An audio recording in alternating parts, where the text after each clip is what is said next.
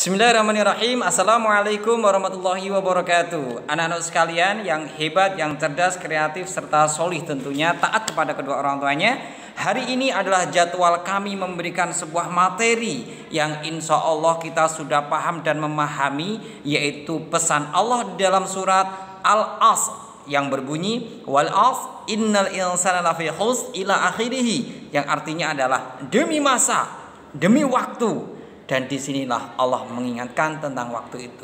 Seberapa penting kita menggunakan waktu, bagaimana kita mengefektifkan waktu, dan bagaimana kita menyusun jadwal sehingga efektif apa yang kita lakukan di hari itu. Berikut ini ada Ustadz Taufik yang akan memberikan. Ustadz Taufik, kalau boleh saya bertanya, waktu, pentingnya waktu. Kenapa kok kita harus mengaturnya? Ada apa dengan waktu itu? Oke, terima kasih kepada Ustadz Karji yang telah bertanya. Waktu itu sangat penting. Bayangkan jika para sahabat dulu tidak mengenal ya pentingnya waktu, mungkin kondisi kita tidak bisa seperti kejayaan para sahabat.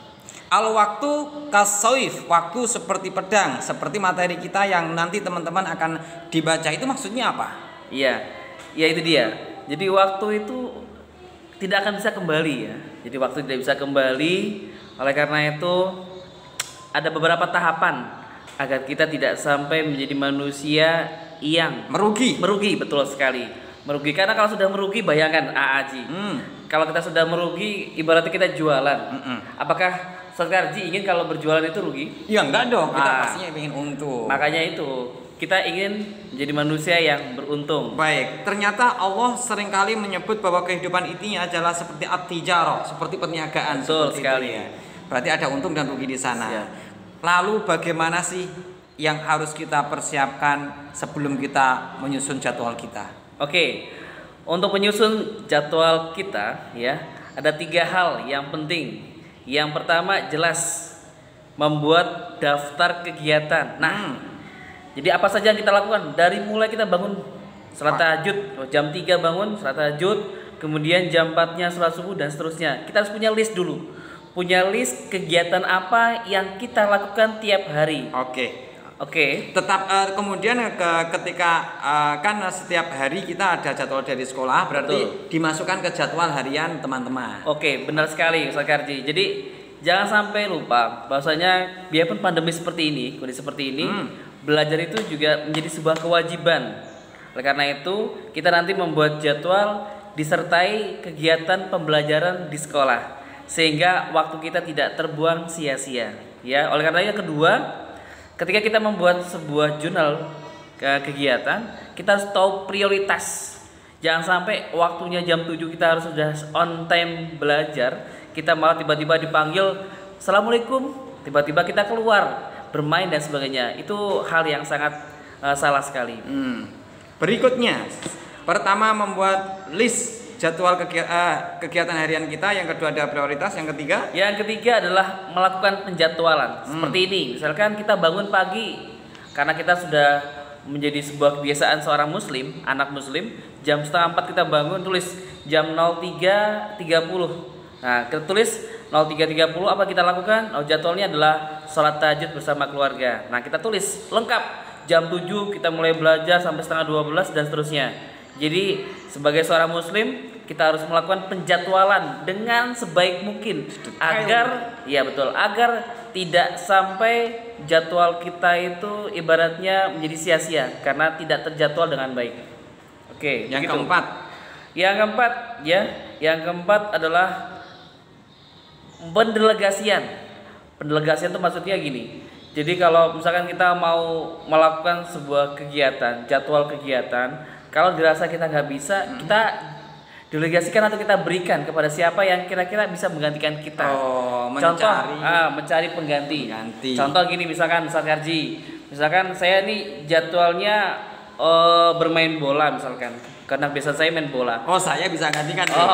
Ya kita nggak bisa karena kita jadwalnya sudah terjadwal, jadwal jam segini kita waktunya belajar. Maka ketika kita nggak bisa, kita boleh minta tolong, misalkan Haji bisa tolong nggak, minta tolong untuk menggantikan saya bermain bola. Seperti itu. Tapi jangan sampai gini Haji, jangan sampai dibalik waktu PR delegasikan atau ketika kuisis tiba-tiba tolong dong delegasikan, itu tidak salah, itu salah. Berarti prioritasnya belum matang.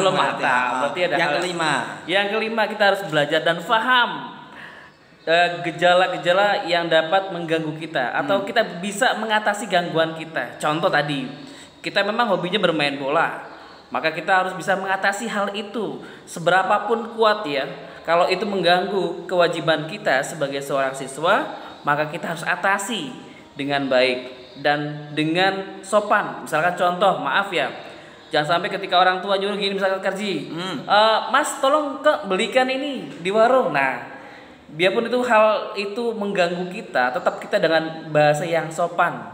Itu bukan gangguan, tapi mungkin orang tua kita nggak paham, belum paham kalau kita sedang melakukan sebuah kewajiban yang sudah kita rencanakan, sudah kita jadwal tadi. Betul. Berarti harus ada komunikasi ya. Oh, jadwal saya sekarang ini ini Bu, sebagai anggota keluarga ini harus tersosialisasi ke mereka. Betul sekali Sakarji, betul. Itu harus ada komunikasi. Jangan sampai nanti ada miskomunikasi. Ternyata orang tua bukan nggak tahu, mungkin karena belum diberikan kefahaman sehingga nggak tahu jadwal kita apa. Makanya gini Sakarji, ketika sudah jadi harapannya ditempel di kamar. Ketika jadwal sudah jadi ditempel di kamar, agar apa? Agar orang tua tahu, oh jadwal di sini Mas belajar. Berarti sebagai orang tua saya harus apa? Berarti sudah tahu. Betul. Kemudian masih ada waktu-waktu yang mungkin waktu kita alokasikan untuk istirahat, itu istirahatnya bagaimana nih kita manfaatkan atau bagaimana istirahat? Ya, istirahat memanfaatkan waktu luang, yaitu dia kita cari.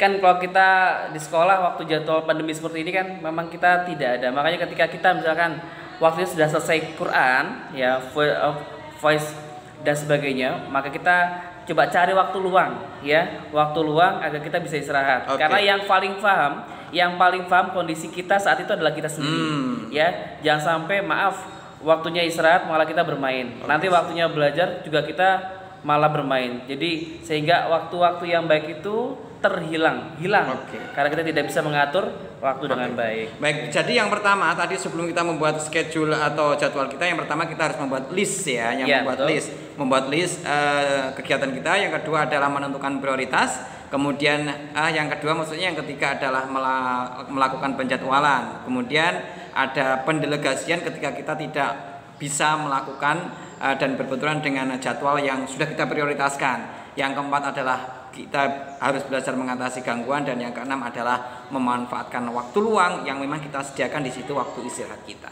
Baik teman-teman sekalian, seperti itu tips dari Ustadz Taufik. Semoga teman-teman bisa mengerjakan tugas ini, membuat jadwal seefektif mungkin, semaksimal mungkin. Sekian, selamat bekerja. Assalamualaikum warahmatullahi wabarakatuh. Waalaikumsalam warahmatullahi wabarakatuh.